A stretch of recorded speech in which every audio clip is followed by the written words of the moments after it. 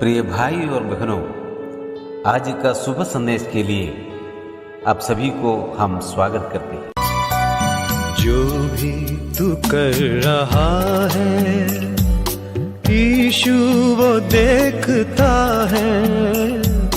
जो भी तू कर रहा है यीशु वो देखता है।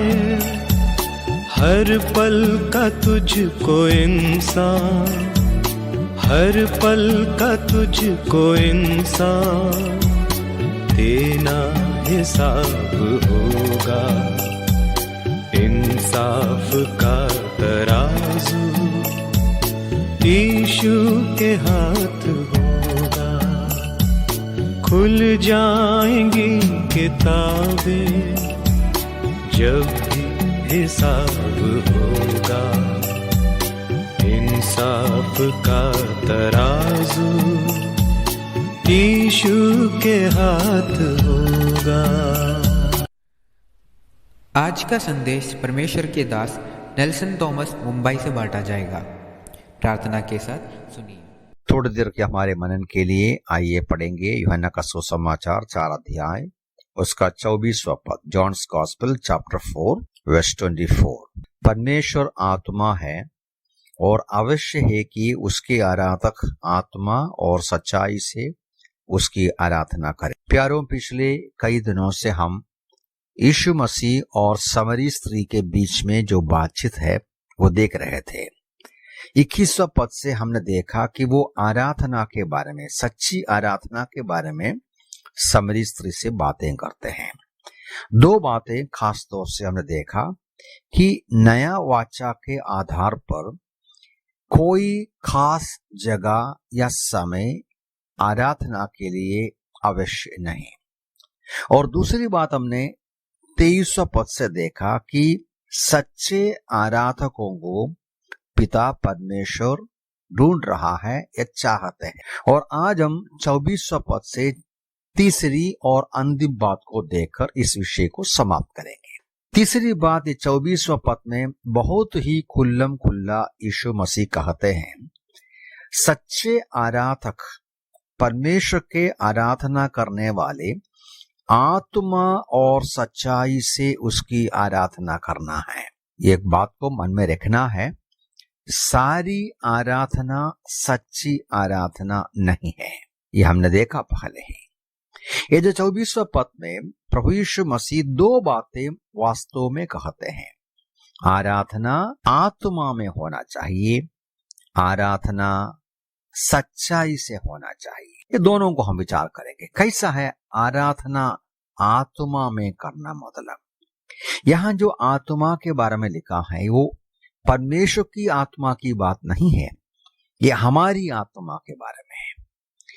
आराधना हमारे अंतःकरण से होना चाहिए, हमारे हृदय की गहराई से आराधना आना चाहिए। आराधना बाहर के रूप में, देखने के लिए, सुनने के लिए एक बाहरी रूप का रीति रिवाज के रूप में नहीं होना चाहिए। यहूदियों का आराधना के बारे में इस बात को हम देखते हैं, ये यीशु मसीह भी कह चुका है।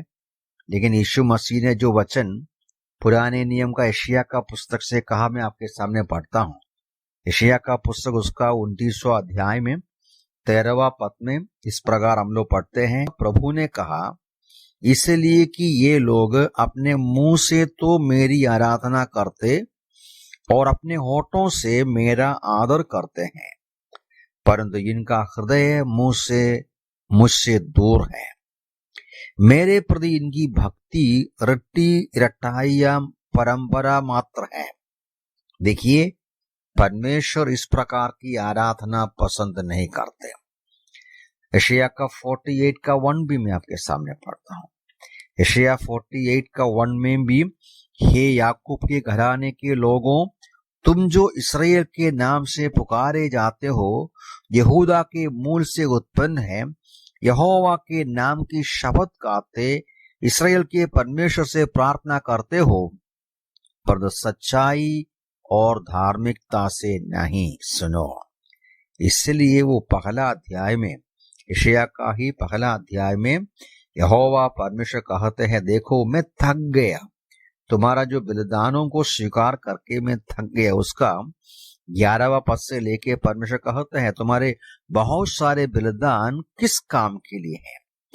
तुम्हारा जो आराधना मेरे लिए बोझ बन गया है, मैं उनको सहते सहते ऊब गया हूं। देखिए प्यारे भाई बहनों, आराधना केवल दिखावट का, केवल आवाज का, शब्दों का, दिखावे का होते हैं तो परमेश्वर पसंद नहीं करते हैं। हमारे हृदय की गहराई से वो आना चाहिए। इसलिए प्रेरित पौलुस ने यहाँ कहते हैं फिलिपियों की पत्री में, मैं मेरी आत्मा में परमेश्वर की सेवा करता हूँ, मैं मेरी आत्मा में परमेश्वर का उपासना करता हूँ, हमारे अंधकरण से। क्योंकि लिखा है कि परमेश्वर आत्मा है, आत्मा से संपर्क करने के लिए हम आत्मा से आराधना करना है। और दूसरी बात वहां कहा आत्मा और सच्चाई। ये सच्चाई का मतलब क्या है? सच्चाई का 2 अर्थ हमें नया नियम में मिलते हैं। एक बात यह है परमेश्वर का वचन जो हमारे लिए प्रकट किया। यीशु मसीह स्वयं कहते हैं यूहन्ना 17वां अध्याय का 17वां पद में, तेरा वचन सत्य है। और उसके अलावा यीशु मसीह को स्वयं सच्चाई कहा है। हम पढ़ते हैं कि यूहन्ना का सुसमाचार उसका पहला अध्याय का 14 पद में इस प्रकार पढ़ते हैं, वचन जो अनुग्रह और सच्चाई से परिपूर्ण था देहधारी हुआ और हमारे बीच में निवास किया। यीशु मसीह जो अवतार हुआ वो वचन है, सच्चाई है। यीशु मसीह ने कहा यूहन्ना 14 का 6 में कहते हैं, मैं हूं मार्ग, सच्चाई और जीवन। सत्य यीशु मसीह है। तो सच्चाई का 2 आइडिया होता है, विचार होता है कि परमेश्वर के वचन के आधार पर, परमेश्वर के वचन के अनुसार की आराधना होना चाहिए। और सचमुच में जो सच्चाई है यीशु मसीह के साथ, यीशु मसीह के द्वारा आराधना होना चाहिए। ये दोनों बहुत जरूरी है। आराधना आत्मा में और सच्चाई में होना है। समरी लोग आराधना करते थे, उत्साह के साथ आराधना करते थे, अंधकरण से ही आत्मा आराधना करते थे, लेकिन वो सच्चाई नहीं जानता था। यहूदी लोग सच्चाई जानते थे, परमेश्वर का संपूर्ण प्रकटीकरण उनको मिला, लेकिन वो पालन नहीं किया।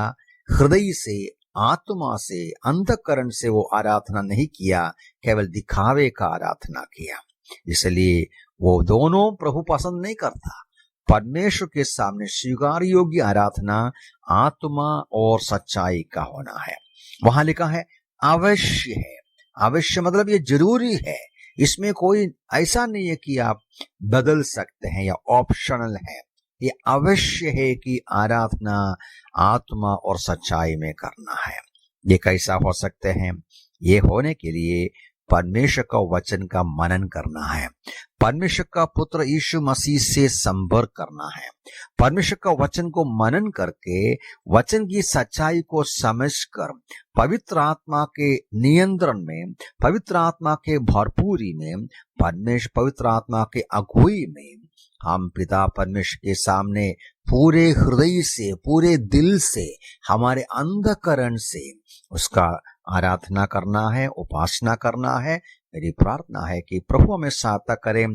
पिता परमेश्वर जो हमारी आराधना चाहते हैं, जो सच्चे आराधकों को ढूंढते हैं, उनके सामने हमारी उपासना, हमारी आराधना स्वीकार योग्य रहे और सच्चाई और आत्मा में हम आराधना करें। प्रभु के नाम की महिमा हो।